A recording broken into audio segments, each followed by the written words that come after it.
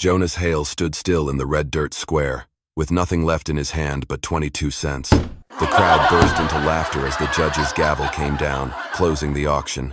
That rotting barn on the edge of town, something no one had cared about, was now officially his. The pauper just bought a pile of kindling for 22 cents, a wealthy man bellowed, and the laughter erupted again. Among the jeers, the sneer of Silas Crow could be heard. Silas, who owned just about every patch of land for miles around. Jonas said nothing. He just tightened his grip on the rusted key in his palm. He knew he had just bought something the others believed was worthless. The dirt road leading to the barn lay quiet, the wind kicking up dust into hazy little clouds. The building leaned to one side, its warped boards jutting out like crooked teeth. The smell of mold and rust oozed from the crack in the door. Jonas's hand trembled as he slid the latch. The hinges groaned, long and low, like something crying out in pain. Slivers of light pierced through holes in the roof, cutting through the shadows, and then his heart clenched. Hanging from the rafters were 3 women, suspended by ropes. Their dresses were caked in dust. Their legs twitched faintly. The nooses were tight around their necks. They were still breathing, barely. Their wide eyes begged for help. They had been left there to die. Jonas staggered back, his chest thundering like it might explode.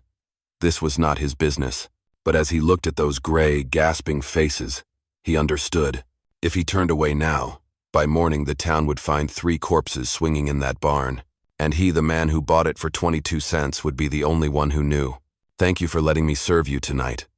Wherever you are listening from, please know I wish you peace and happiness, always. Jonas yanked the folding knife from his belt, heart pounding like a war drum. He dragged a wooden stool beneath the beam and slashed through the first rope with a hard swipe of the blade.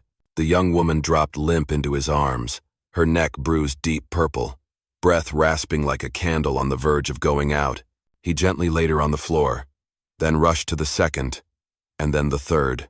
Each cut filled the air with the bitter scent of scorched hemp, sweat, blood, and something worse, despair. They were alive, but just barely. Jonas dropped to his knees, his calloused hands pressing against each chest, whispering prayers he had not spoken since the war. Then, a cough tore through the silence from the first girl. A second later, the second woman gasped for air. The youngest, smallest of the 3, hair soaked and matted, parted her cracked lips and mumbled, do not let him know we are still alive." The words were weak, scattered, but they froze Jonas to the bone. Him? Who the hell was he? And why had these 3 been left to hang in the barn folks in town had long written off as a worthless shack? Jonas pulled an old blanket from the corner of the stall and laid it over their frail bodies. In the dim light, he saw every bruise, every lash mark across their backs. This was no drunken rampage. This was deliberate. Outside, the sun was dying behind the mountains, casting a blood-red streak across the sky. Jonas stood in silence, staring across the brittle grass fields. Part of him wanted to walk away, just like the rest of the town always did. But the other part, the part that once fought under a flag in a war far from here, refused to turn its back. He thought of Silas Crow, the land baron, rich as sin, always present at every auction, always outbidding folks just trying to keep their homes. Silas had laughed hard when Jonas spent his last 22 cents on this barn. And now, in that same barn, Jonas had uncovered the kind of wickedness the whole town pretended not to see. He did not know who these girls were, or where they had come from. But one thing was certain. If word of this got out, Silas would come. And he would bring the kind of men who did not mind spilling blood for a few extra dollars. Jonas did not have many guns. He did not have many friends either. All he had was a weathered tent on the edge of town and an old service pistol from the war. He looked once more at the 3 young faces beneath the torn blanket. Maybe they were from one of the native tribes. Maybe they were daughters of folks who had dared to stand up to Silas. He did not know, but he understood one thing clearly. The moment he cut those ropes, their fate became his. Inside the damp old barn, the small oil lamp Jonas had lit cast a trembling glow, revealing the gaunt faces of the 3 young women. Their breathing was starting to steady, but still sounded like it came from someone who had just clawed their way out of the grave. The eldest girl managed to sit up first, her black hair tangled and falling over her shoulders. Her brown eyes held something between fear and fury. Her voice was hoarse, but firm. "You should not be here. Anyone who tries to help us ends up dead." Jonas knelt beside her, resting a hand on her shoulder. His voice was steady, deep, and warm. "This barn belongs to me now. I paid 22 cents every last one I had. And I am not leaving you here." The second girl, small in frame but with eyes that burned bright, gripped his trembling hand tightly. She whispered, "We are the daughters of Jacob Merrick, the farmer who refused to sell his land to Silas Crow. They beat our father to death, and us, they brought here to be made an example of." Her words hit Jonas like a knife to the gut. He remembered Jacob Merrick, a hard-working tenant farmer who had vanished suddenly last spring. The townfolk never spoke of it, pretended he had never existed. Now the truth hung here before him. The youngest, the frailest, forced out broken words. They wanted us to die in silence. Anyone who asked was threatened. No one dared speak. Jonas clenched his jaw. His eyes burned with a quiet fire. In the war, he had seen flags hoisted high to send a message to the enemy. Now, Silas was using these three girls as his flagpole, one flying the banner of fear. Outside, the wind howled through the warped wooden beams. Somewhere in town, a dog howled in the night. Jonas knew it was only a matter of time before Silas realized his prey had survived. And when that happened, he would come, with knives, with pistols, and with all the dirty rules he had written himself. Jonas rose, pulled the plank across the window, and said in a voice like iron, "Listen to me. This place is no longer a tomb. It is mine now, and you are going to live. But I need to know everything. Who put those ropes around your necks? Which of Silas's men did this?" The oldest girl looked him straight in the eye. In the flickering light of the oil lamp, her gaze burned. It was him. Silas Crow himself stood right beneath that beam, laughed while we kicked and struggled. He wanted the whole town to see what happens to anyone who dares stand against him. The barn fell silent. Only Jonas's heavy breathing filled the space. And in that moment, he knew. He had not bought an old barn for 22 cents. He had bought himself a war. One he could not walk away from. Jonas wrapped the threadbare blanket tighter around the three young women, then began pulling them out of the barn, where the damp smoke of burnt rope still clung to the air like a graveyard mist. The dirt road back to his small shack lay on the far edge of town, wavering through the dry fields. Moonlight fell on their frail bodies.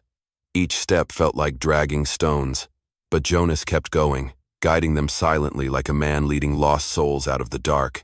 Inside his run-down shack, Jonas lit a fire, boiled water, and dug through what little herbs he had left from the war. He cleaned the rope burns on their necks with hands that trembled, yet never faltered. Every swollen bruise felt like a blade sinking deeper into his chest. The oldest girl's name was Mara, her gaze sharp as forged steel. The second, Eliza, small but fierce, kept her arms wrapped protectively around the youngest. Ruth, barely more than a girl, lay pale, her breath wheezing like a saw through old timber. They did not need to speak. Jonas already knew. Their lives were now tied to his. By morning, sunlight pierced through the cracks in the wooden walls, casting a golden wash across the room. Jonas was chopping firewood, sweat soaking through his faded shirt. Mara watched him, something rare flickering in her eyes, trust. For months, all they had seen in men's eyes were fear, disgust, or hunger. Now, for the first time, a stranger treated them like human beings. Eliza whispered quietly, "Why are you helping us? You do not owe us anything." Jonas planted the axe in the dirt, wiped the sweat from his brow with a sleeve, and said, voice rough like gravel, "If I walk away from three girls left hanging, then I might as well hang myself." In the firelight of early dawn, Mara gave a faint nod. Something in his voice, his certainty, brought hope back to life. But the danger was far from over. Outside, a few townsfolk passed by, throwing curious glances toward the small shack. Jonas knew word was already spreading, and when it reached Silas Crow, the man would not sit quietly. By late afternoon, Jonas cleaned his old rifle. He swapped the barrel, oiled the parts, and worked in silence. The clicks of steel echoed through the cabin. Mara watched him and said softly, "You cannot fight him alone." Jonas gripped the rifle tight, his eyes cold and gray as weathered iron. "I do not plan to run, but if I have to stand alone, then I will stand." The three girls exchanged glances, fear tangled with a flicker of fragile hope. For the first time since their father was killed, they felt like someone was willing to walk with them, into the dark. "I truly appreciate your presence here." If this story brought back memories of dusty evenings and the sound of hooves echoing through your heart, then subscribe to my channel. So each day, we can sit together once more, and I will tell you another tale of the West. Rumors traveled faster than desert wind. Within 2 days, the whole town was whispering about Jonas Hale, the broke old war vet who bought a barn for 22 cents and found something strange inside. Some said he struck gold. Others claimed it was ghosts, women who came back from the dead. But every whisper fell silent the moment someone mentioned the name, Silas Crow. Everyone knew he had ears everywhere. That evening, as the sun dipped behind the blood-red mountains, Jonas heard the pounding of hooves outside his shack. He set down his hammer, his hand instinctively reaching for the rifle leaning by the door. Mara, Eliza, and Ruth froze in the corner, eyes wide with fear. The door swung open. Silas Crow stepped in. His long coat brushed the floor, carrying with it the scent of cigars, sweat, horses, and blood. 2 burly men flanked him, their hands resting loosely on their holstered guns. Silas wore a thin smile, the kind of smile worn by men who hold life and death in their back pocket. "Jonas Hale," he drawled, slowly circling the cramped little shack. "I hear you found something interesting in that old barn. Only a fool would waste coin on that heap of rot. 22 cents. Ha! But then again, madness often leads to dangerous things." Jonas did not look away. His voice was hoarse, but steady. "All I bought was a rotting barn. Nothing more." Silas leaned in, his cold eyes locking with Jonas's. "Is that so? Strange. I remember leaving a little message in there, a warning for folks who forget their place.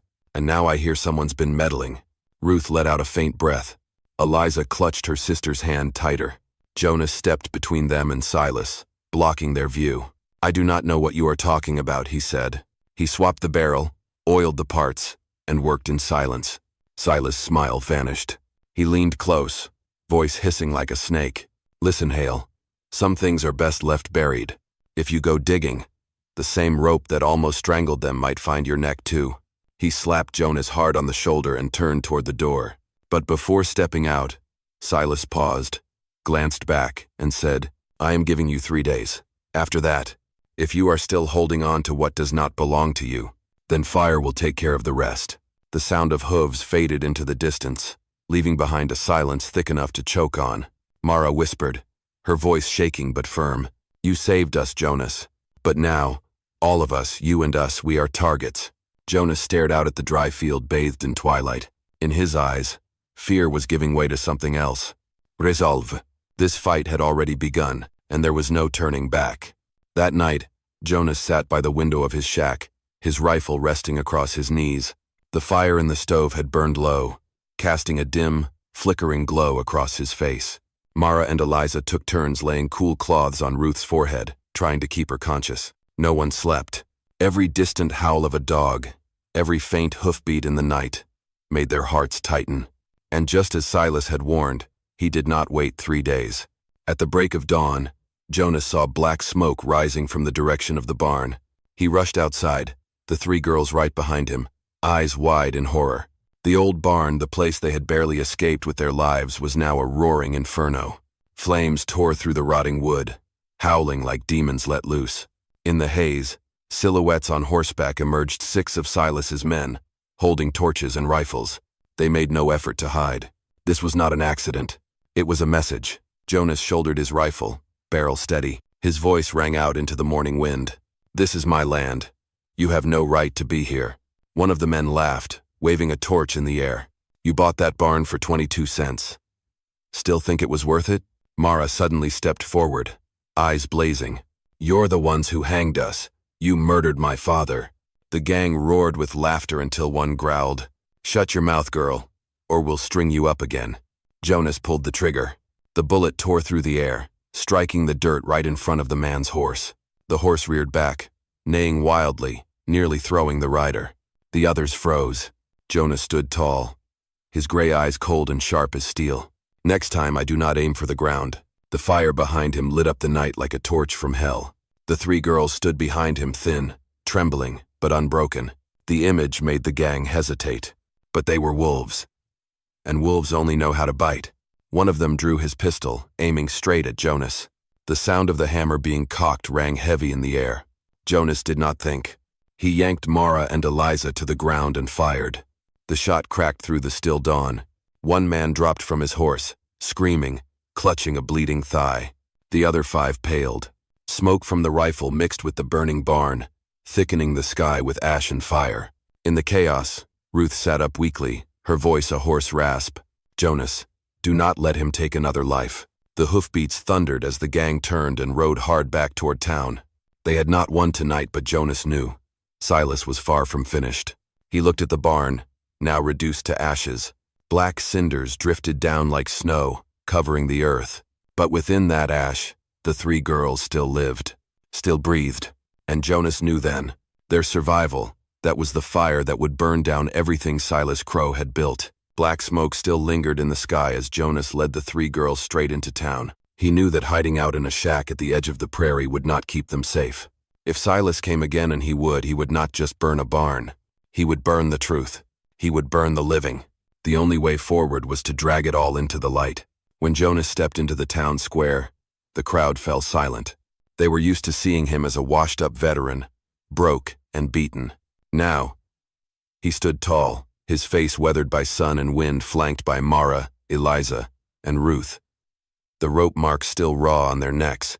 No one dared even breathe too loudly. Jonas set his rifle down on the dusty brick and spoke, voice ringing like a hammer on steel. "This is what I found in that barn you all called worthless. 3 girls, the daughters of Jacob Merrick. Do you remember him? The farmer who vanished without a trace."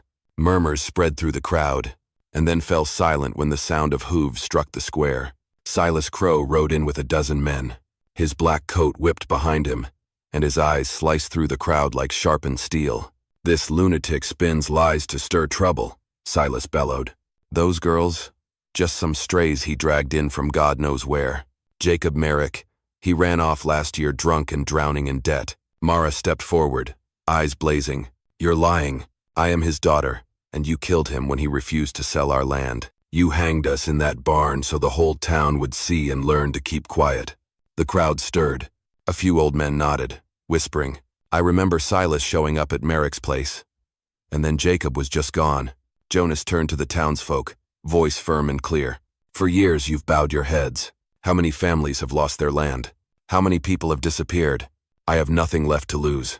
I bought that barn for 22 cents, and I found the truth inside it. What are you going to do with it?" Silas drew his pistol, face flushed with fury. But before he could cock the hammer, the sharp click of metal filled the square. Dozens of townsfolk raised their rifles, aimed straight at him. His men hesitated, sweat trickling down their temples. Old Whitmore, the saloon owner, stepped forward. His voice trembled, but rang through the air. "That's enough, Silas. We're done staying quiet. The Merrick girls did not suffer for nothing." Silas stood frozen, surrounded by the very town he once ruled with fear. And for the first time, he realized, his power was nothing but ash. Jonas slowly lifted his rifle and pointed it to the ground. His voice was low, rough. "Silas Crow, today, there is no barn left for you to burn, only justice." Silas Crow stood frozen, the pistol in his hand trembling. The eyes around the square pierced him like 100 blades. For years, he had grown used to people bowing their heads, shrinking at every curl of his lip. But now those same faces stared back with rage and disgust. One of his men swallowed hard and lowered his gun. Then another followed. Within moments, the whole gang quietly backed away, leaving Silas alone. Without a shield of followers, he let out a bitter laugh, still clinging to a shred of arrogance. "You think you've won? Justice in the West belongs to the strong. And I still..." The sound of a gavel cracked the air. Judge Morgan, long thought to be in Silas's pocket, stepped forward. His aged face was tight with resolve as he spoke clearly. "No, Silas. Justice here belongs to this town, and today you've lost." Silas faltered. His twisted smile fell apart. The crowd roared not in fear, but in defiance. Some surged forward, stripping him of his weapon, binding his hands for all to see. His fall came swift and clean, like a late-season storm tearing through a dying crop, wiping away the man who thought himself untouchable. Jonas knelt to steady Ruth's trembling hand. Mara and Eliza stood close, eyes red but proud. They were no longer the hanging shadows left to die in darkness. They were living proof beacons of truth for a town that had long lost its voice. Months later, On the same land where the barn had burned to ash, a new house rose, not to hide secrets but to shelter life. The people built it together, plank by plank, shingle by shingle. Jonas worked alongside Mara, Eliza, Ruth, and even those who had once stayed silent. That silence had been replaced by laughter, the rhythm of hammers, and the sound of children playing. Jonas often sat on the porch, watching the golden grass sway in the evening wind. He was no richer than before, still had only an old rifle, a weathered tent, and a scarred heart. But now, he had something 22 cents could never buy. A new family, a new community, and the belief that darkness does not win forever. One fiery sunset, Mara sat beside him. Her voice was warm, steady. My father would smile, knowing you brought justice back to us. Jonas nodded gently, eyes fixed on the horizon. Justice does not come from a gun or gold. It comes from standing tall, even when everyone else is on their knees. The wind kicked up red dust across the plain, but this time, it carried no scent of smoke or blood.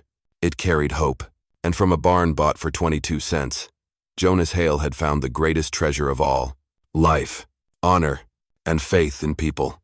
In the harsh lands of the West, gold and property come and go, but courage and kindness are what remain. Sometimes, saving one life is how you save your own soul. And that, my friends, those of us who have walked through dust and fire, is a lesson we must never forget. It has been an honor to share this story with you. Tell me what you thought. Leave a comment below. Tap the number 1 if this tale struck a chord with you. And do not forget to subscribe to the channel for more gripping stories from the wild, wild West.